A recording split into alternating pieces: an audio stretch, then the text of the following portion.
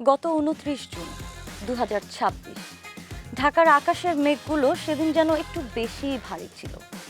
৯০ বছর বয়সে জীবনের ক্যানভাসে শেষ তুলির টান দিয়ে ওপারে পাড়ি জমালেন এক জাদুকর।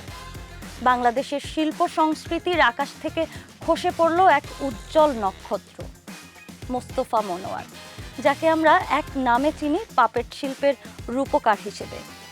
কিন্তু তিনি কি কেবলই একজন পাপেটিয়ার ছিলেন, নাকি ছিলেন আমাদের শৈশবের সেই জাদুকর যিনি বোকা বাক্সের ভেতরে আলো জ্বালাতে জানতেন?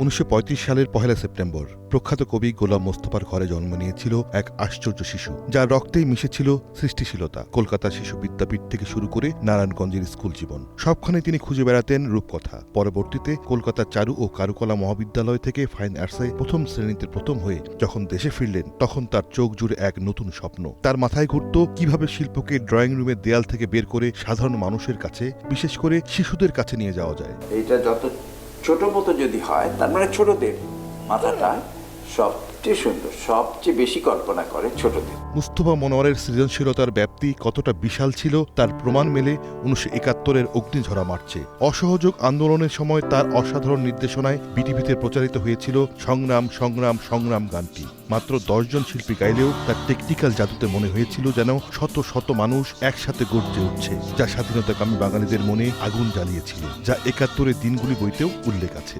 এদেশের শিশুদের প্রতিভা বিকাশের জন্য তিনি রূপদান করলেন এক কালজয়ী অনুষ্ঠান, নতুন করি।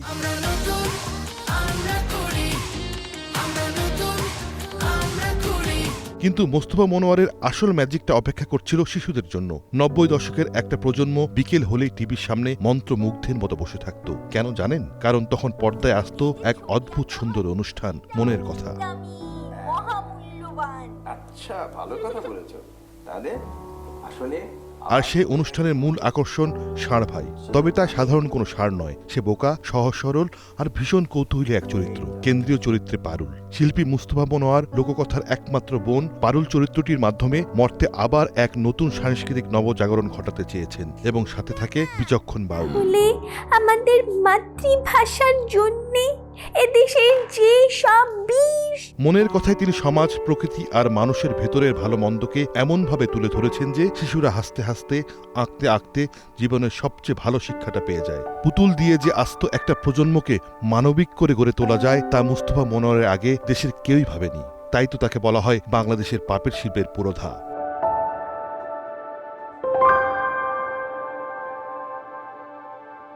শিল্পের সেই বহুমাত্রিক যাত্রায় তিনি শুধু পাপেটেই আটকে থাকেননি। ঢাকার কেন্দ্রীয় শহীদ মিনারের পেছনে সেই রক্তিম সূর্যের প্রতিরূপ স্থাপন করা থেকে শুরু করে সাব গেমসের বিশুক ভাস্কর্য, শিল্পের প্রতিটি আঙিনায় তিনি ছিলেন এক অনন্য কারিগর। ২০০৪ সালে পেয়েছেন ২১ পদক, কিন্তু তার সবচেয়ে বড় পদক ছিল এদেশের কোটি মানুষের ভালোবাসা। বাংলাদেশের সাংস্কৃতিক বিভিন্ন কর্মকাণ্ডের সাথে জড়িত এত কিছু যে সেটার হিসাব করা কঠিন। তো সত্যজিৎ রায়ও তখন তাকে পাতা উল্টাতে গেছে, দেখে পিছনের দিকে স্কেচ করা। তবে যেগুলো তুমি করেছো, হ্যাঁ, এগুলো ছেড়ো না, কিন্তু এগুলো রেখো। যত ধরনের সাংস্কৃতিক আন্দোলন হয়েছে এবং দেশপ্রেম নিয়ে উনি ছিল আমাদের অগ্রগামী একজন সৈনিক। বাংলাদেশের আর্ট অ্যান্ড কালচারের ধারক বাহক বলা যায়। পাপেট নাটকের একটা অলিখিত নিয়ম আছে, সব নাটক শেষেই পুতুলের সুতোগুলো গুটিয়ে নিতে হয়। ওপারে হয়তো কোনো এক মেঘের দেশে বসে তিনি এখন নতুন কোনো পুতুলের সুতো বাঁধছেন, আর পর্দার আড়ালে থেকে হাসছেন সেই চিরচেনা জাদুকরি হাসি। বিদায় আলোর ফেরিওয়ালা, বিদায় মুস্তফা মনোয়ার। ওপারে ভালো থাকবেন আমাদের শৈশবের জাদুকর।